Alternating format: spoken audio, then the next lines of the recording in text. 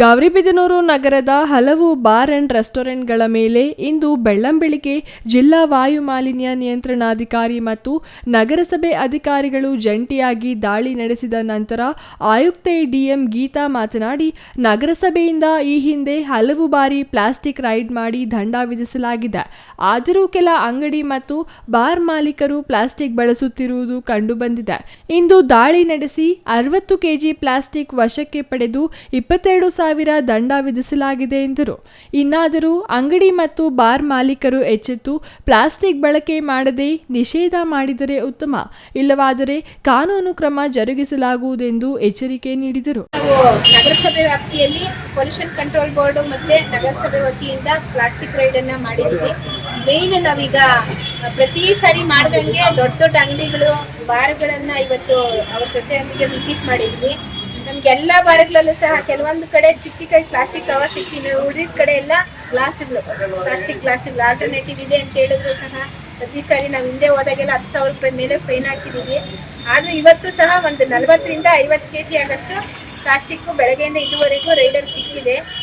ಮತ್ತು 22,600 ರೂಪಾಯಿಯಷ್ಟು fine amount ಸಹ ನಾವು ಹಾಕಿದ್ದೀವಿ. ಈ ಮೂಲಕ ನಾನು ಎಲ್ಲ ಗೌರಿಬಿದನೂರು ನಗರಸಭೆ ವ್ಯಾಪ್ತಿಯ ಅಂಗಡಿ ಮಾಲೀಕರು, ಬಾರ್ ಓನರ್ಸು ಎಲ್ಲರಿಗೂ ಸಹ ತಿಳಿಯಪಡಿಸೋದು ಏನಂದರೆ, ಪ್ರತಿ ಸಾರಿ ನಮ್ಮ ನಗರಸಭೆ ವತಿಯಿಂದ ನಾವು ಪ್ಲಾಸ್ಟಿಕ್ ಬ್ಯಾನ್ ಆಗಿದೆ, ರೈಡ್ ಮಾಡಬೇಕು ಅಂತ ಅವೇರ್ನೆಸ್ ಕೊಟ್ಟಿದ್ದೀವಿ, ನಾವು ರೈಡ್ ಮಾಡ್ತಾ ಇದ್ದೀವಿ. ಆದರೆ ಇದೇನಾಗುತ್ತೆ ಅಂತಂದರೆ, ನಾವು ಒಂದೇ ನಗರಸಭೆ ಆಗಲಿ ಅಥವಾ ಪೊಲ್ಯೂಷನ್ ಕಂಟ್ರೋಲ್ ಬೋರ್ಡ್ ಆಗಲಿ ಮಾಡಿದ್ರೆ ಇದು ಸಕ್ಸಸ್ ಆಗಲ್ಲ. ಪ್ರತಿಯೊಬ್ಬರು ಕೈ ಜೋಡಿಸಿದಾಗ ಮಾತ್ರ. ಯಾಕಂದರೆ ಇವತ್ತೊಂದು ಬಾರ್ಗೆ ವಿಸಿಟ್ ಮಾಡಿದ್ವಿ, ಮೇಡಮ್ ನಮ್ಗೆ ಆಲ್ಟರ್ನೇಟಿವ್ ಇಲ್ಲ, ಅದರಿಂದ ತೊಂದರೆ ಆಗ್ತಿದೆ, ಅದು ಇದು ಅಂತ ಹೇಳ್ಬಿಟ್ಟು ಅವ್ರ ಮೇಲೆ ಜಗಳಕ್ಕೆ ಬಂದ್ಬಿಟ್ರು ಅವರು.